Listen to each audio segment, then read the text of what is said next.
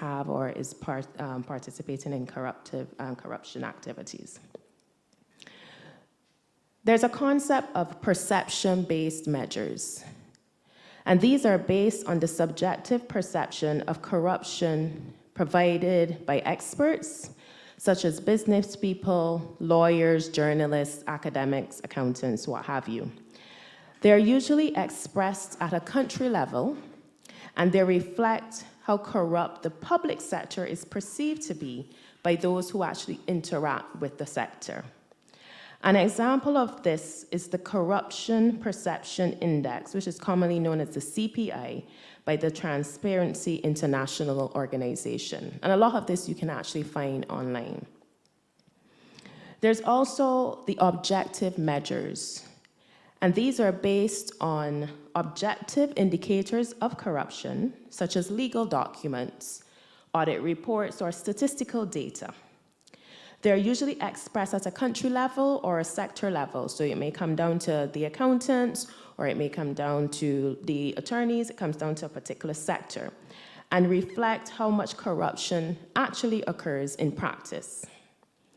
And then you have judiciary measures. And this measure is actually based on judicial data. So if an issue has gone to court, they will look at the court cases, you have the convictions, or sentences which will be related to corruption. And these are also usually expressed at a country level or a sector level and reflect how effectively the rule of law is enforced against corruption. So you have those three measures: perception-based, objective, and judiciary measures. Now, each of these methods have their own strengths and limitations, and they may not capture all aspects of corruption. Therefore, it is important to use multiple sources of data and analysis when measuring corruption. Transparency International published in January 2023, and you know we're almost into 2024, they published the Corruption Perceptions Index for 2022 relating to the public sector for Caribbean countries. And we had some interesting findings when we looked at the data. So I'm not sure if you can see it, but according to an article that was published in the UK, it was in the UK Guardian in March of this year, it said corruption in the Caribbean has shown no improvement over the last decade. Now, in terms of points, 100 is a perfect score. So if you're looking at the graph here, you see the score ranges from 76 to 60. 100 is a perfect score. And Barbados, as we bring it closer to home, dropped from 76 in 2012 to 65 in 2022. The Bahamas, if you think about our brothers or sisters in the Caribbean, they moved from 71 to 64, and St. Lucia from 71 to 55. And this is on this particular index.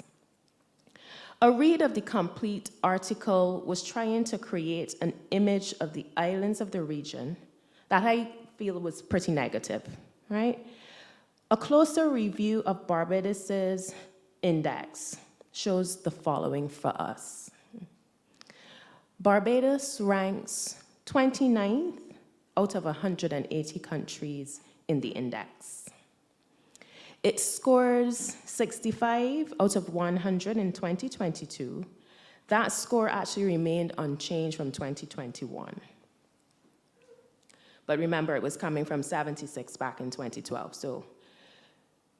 And finally, the lowest score received by Barbados, yes, was in 2012, since 2012 was in 2016, and that score was marginally above 60. It was about 60, 61 out of 100. And finally, since 2016, the score has risen between 1 to 5 points to the current score of 65 out of 100. As I said, there's more information on the Transparency International's website. And I'll encourage you, if you have a chance, to just go and see. It has some very interesting information. And it even gives you details on how the index is actually derived, right? That perceptions index is derived. But in summary, each country's score is a combination of at least 3 data sources drawn from 13 different corruption surveys and assessments. So they would have had some engagement and some surveys and assessments were ran. And these data sources are collected by a variety of reputable institutions, including the World Bank and the World Economic Forum. Recently, ICAB, we held a joint public event with Integrity Group Barbados in October of this year. And one of our panelists in the discussion on the Integrity in Public Life Bill was retired Judge Christopher Blackman. And he is a member of the Committee on Constitutional Reform as well. And retired Judge Blackman shared with the audience at that public event his opinion, and I'm paraphrasing his remarks here, that Barbados does not have a lot of corruption. The current CPI rate of 65 out of 100 and the ranking of 29th may be confirming retired Judge Blackman's perception, but I am sure that all of you in this room and everybody who's online believe that there's room for improvement. We do have work to do, and all of us have a role to play. The law provides criminal penalties for corruption by officials, and the government generally implemented the law effectively. Now, in 2021, the government passed the Prevention of Corruption Bill, which provides for the prevention, investigation, and prosecution of acts of corruption and applies to persons in both the public and private sectors. And I'm going to say that again, in both public and private sectors. The Prevention of Corruption Bill is the primary legislation in Barbados that deals with corruption.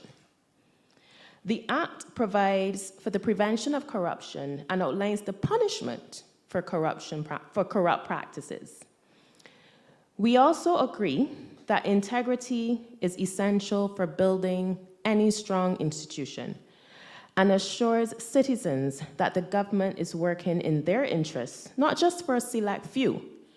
Integrity legislation is crucial as it helps establish standards, transparency, and accountability in various sectors.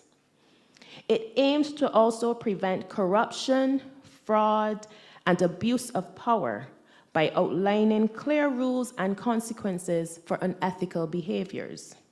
This fosters trust, ensures fairness, and promotes good governance. In August of this year, the Integrity in Public Life Bill 2023 was passed in the Senate, and it now awaits assent by the President. The bill itself sets out the establishment of an Integrity Commission and how the commission should function. The bill also outlines the declarations to be made by persons serving in public life.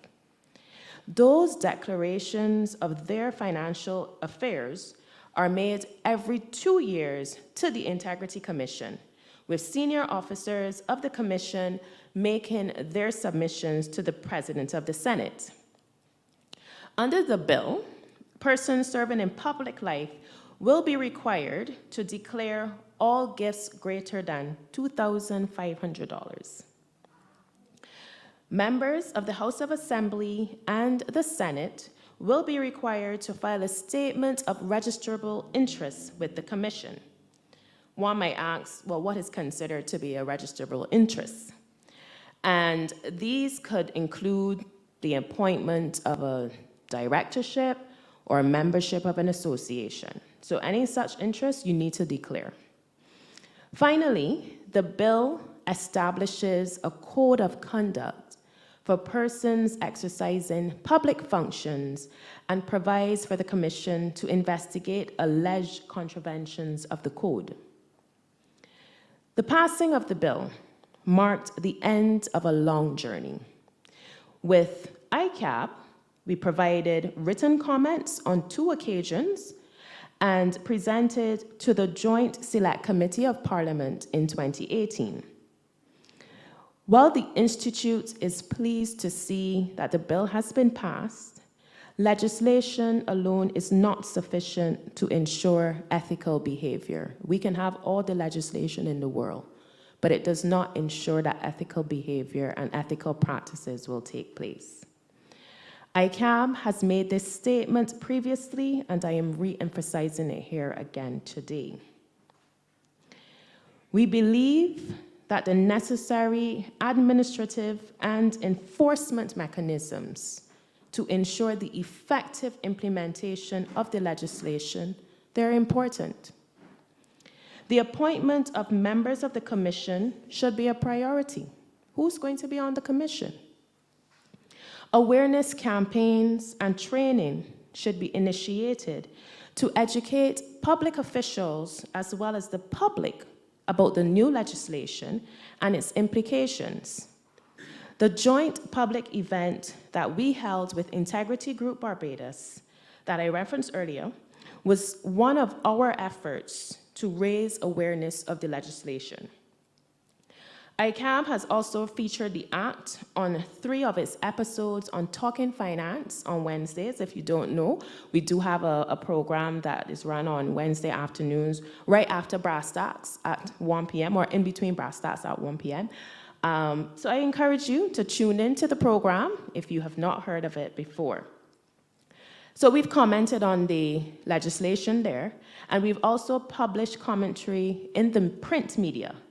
But we believe we still have more to do in this area, and I can assure you that that's what we will be charged with. So we've defined corruption. We've looked at how we can measure it. We've discussed how corruption could be measured and how that looks as it relates to Barbados and how we stack up to other countries using a particular index. And we just briefly looked at the legislation that can be used in Barbados to prosecute persons who are found to have committed a crime. Before we jump into the role of ICAB and the profession in the fight against corruption, let us touch the subject of anti-money laundering.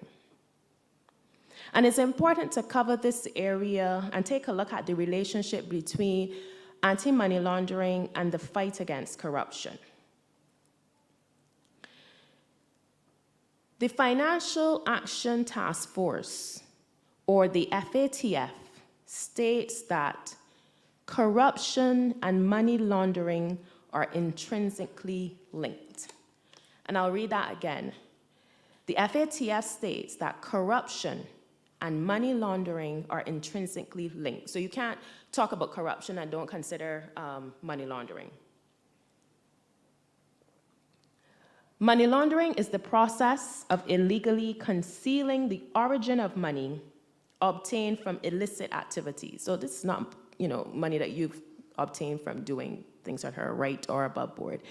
It's based on illicit activities. And I'm sure that you've seen in the press recently that Barbados was or has been or will be we've been approved for an on-site visit by the FATF in the new year. So in the first week and a half in January, we will have the team physically in Barbados. And just in case you are not aware or have knowledge about what the FATF, which is the Financial Action Task Force, and the gray list that Barbados is on, and why it was important for Barbados to work towards getting off that list. I'm going to try to provide a little bit of clarity because we're on that list, and what they don't refer to it as the gray list, really. They say we are there for increased monitoring. All right? But gray list, black list is all dark, and nobody wants to be on that list. So I'll give you a little bit more clarity on that.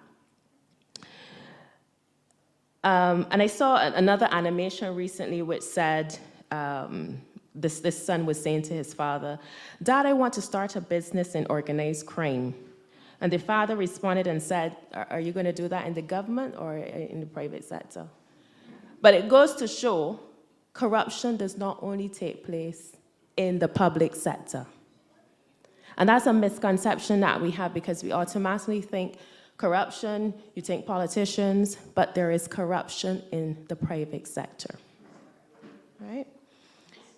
Since February 2020, when Barbados made a high-level political commitment to work with the FATF and the Caribbean Financial Action Task Force, or the CFATF, to strengthen the effectiveness of its AML-CFT regime. So you'll hear me use some acronyms, AML and CFT, and one might say, well, what is that? AML is anti-money laundering, and CFT is counter-financing of terrorism.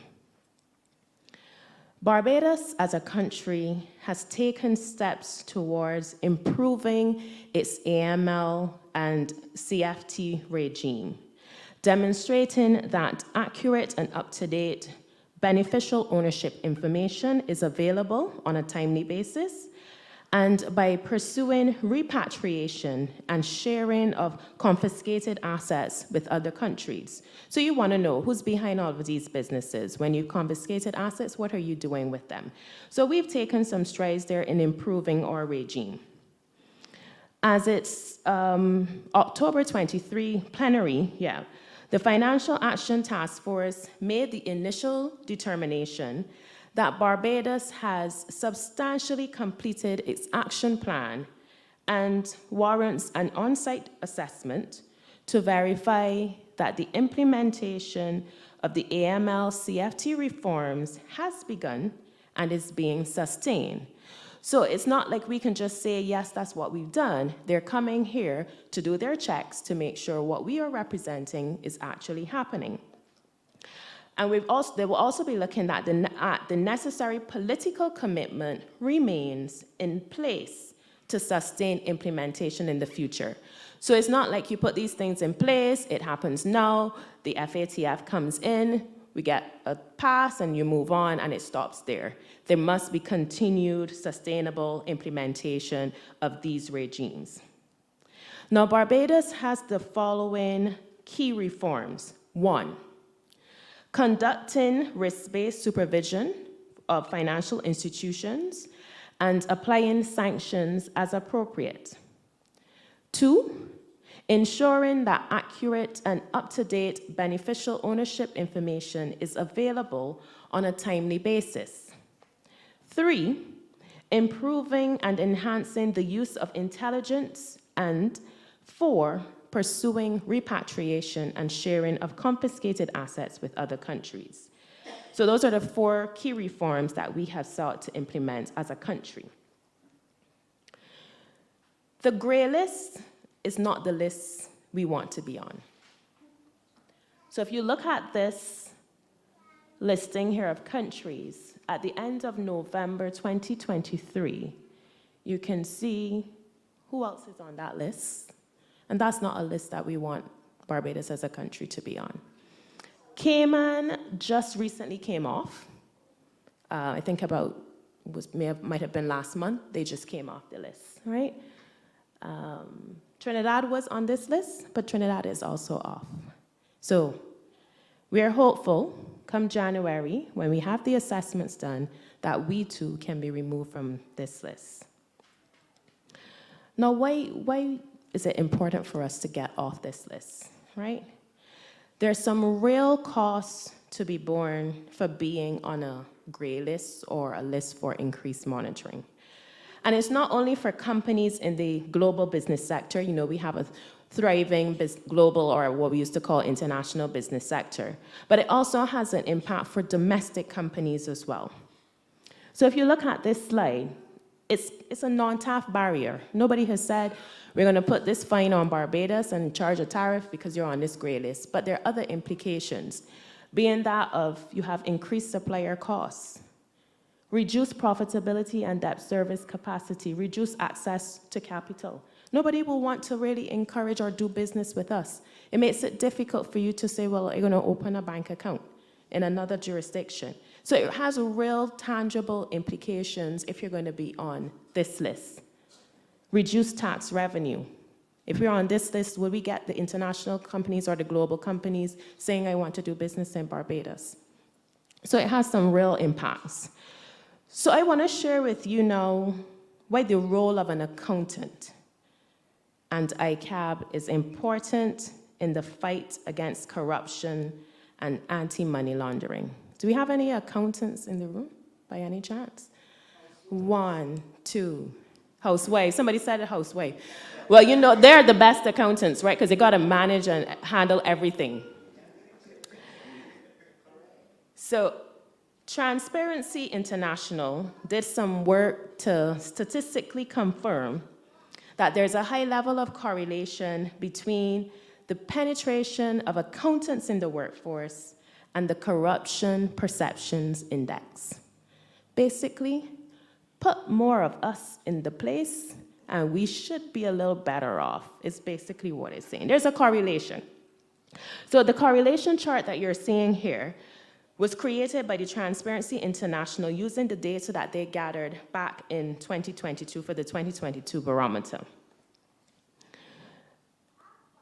As you can see, it's saying there's a strong correlation where you have a higher proportion of accountants in the workforce and where you fall on this index. And there are a few reasons for that, right? The empirical evidence based on the work that was performed to draw the conclusions regarding the effectiveness of the accounting profession in the fight against AML was compiled by IFAC. Remember, that's the umbrella body of which we are a member. And we're using that, this information is coming with their permission. You know, we're not being corrupt here and using something that we don't have permission to use, so I want to make that declaration, right? And this is basically saying that where you have accountants, and they're talking about an increase of 500 accountants per million. Now, obviously, Barbados, you have to think size and scale. We are a small jurisdiction. But basically, when you have accountants, qualified accountants in place, you have a decrease in what we call, in terms of, if you're looking at relative to GDP, no real changes there. But if you look at in the service sector, where you're providing services and you have us as gatekeepers in there, you can see the improvements of 1.27%. If you increase if you have stronger accountants or you have accountants in place, you can see that there are increases in GDP per capita. And that's because you have transparency and you have what we like to refer to ourselves as gatekeepers. Somebody who is looking at the numbers, making sure that you're reporting fair and accurate information. People who are operating on a pillar of ethics and a backbone of integrity. So our role, we have a big role to play, and not just to look at the numbers, but we also have a role at ICAB to make sure we sensitize our members to what we are responsible for as an institute. And it's important that all that we do that is hinged on ethics and integrity, it all comes back and impacts corruption, anti-money laundering, all those areas in terms of what is important to this profession and how we can be the ones who can assist with, I don't want to say minimizing corruption, but putting the right measures in place to make it as difficult as it can be for that act to be perpetrated, right? So as we wrap up, the compliance unit of Barbados, I attended a session, was it, 2 weeks ago, maybe? Yeah, about 2 weeks ago. They launched their website, and they have noted that we as accountants are gatekeepers. And you'll hear that a lot as it relates to us. They've actually looked at guidance documents based on sectors, and they have a sector specifically for accountants. There's one for attorneys, there's one for those handling real estate, and there's one handling precious metals. And if you think about those 4 sectors, it's where they will probably say, that's where the money is. It's money coming in, money going out, and they've categorized us in those 4 sectors. And our role is critical in the fight against corruption as we seek to, 1, ensure financial transparency. We have to be transparent in all that we report and all that we share. 2, and I'm going to wear an auditor hat here for a second because I am an auditor, conduct our audits to detect irregularities using professional standards. All that we do, it's not Tracy's standards or Lisa's standards or Damien's standards or Mr. Blackett's standards. They're professional, international standards that we have to adhere to. And if we do that job to the best of our ability, we have a good chance of fighting corruption. And thirdly, we're supposed to be there to guide and implement strong internal controls within organizations to prevent fraudulent activities. Will it entirely wipe out corruption? Absolutely not. Back to the slide we had, it's impossible. But our role as accountants and at ICAB as the regulator, we gotta call a spade a spade. We gotta continue to educate and support our members and the wider public in the fight against corruption. As citizens of this country, this is a country that we all love. We all have a responsibility to act with integrity and high ethical standards to create a transparent and trustworthy business environment. And with that, I say thank you. I'm willing to furnish any questions that you may have. My interim executive director is also here. My vice president has joined us. So if you do have questions for us, we'll be happy to take those at this time. Thank you.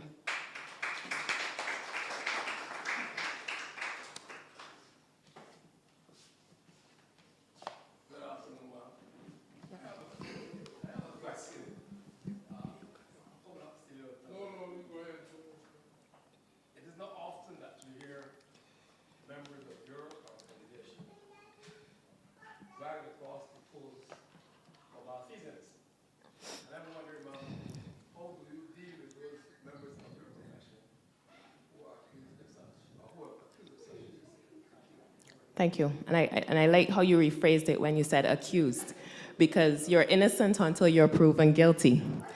So